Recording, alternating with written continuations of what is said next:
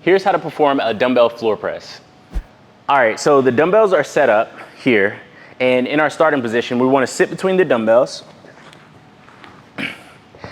and then we're going to place the dumbbells on our thighs. If we have heavier weights, we may need to use both arms to get it over, get it up, and then pretty much try and get the other one into position as well. But for our purposes here, we're using a moderate weight or so that we can actually utilize one arm to get it up onto the thigh.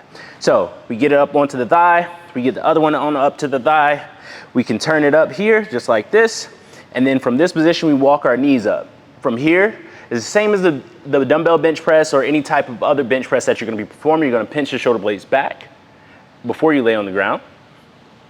Lower yourself nice and slowly. Don't throw yourself onto the ground. And you want your elbows to be at this 45-degree angle. I like this 45-degree angle just because it saves your shoulders a lot more if you have any type of shoulder range of motion limitations.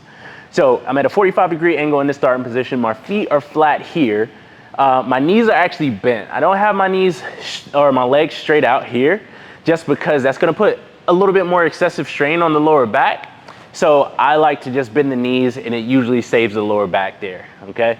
So we're thinking about mainly optimizing our comfort in the position and doing less harm than good. All right, so from this position here, our upward movement is gonna be straight up until our wrists, our elbows, and our shoulders are pretty much stacked on top of each other, and our palms are facing each other. And then from this position, we're gonna slowly lower under control, tap our triceps to the ground, and then we press back up again. All right, and then in that bottom position, as you can see, my wrists are pretty much stacked over my elbows, or maybe just slightly a little bit up, but typically stacked over my elbows in this position here. All right, and then as you're lowering the dumbbells down to the ground, you can lower them like this, and you should be good to go.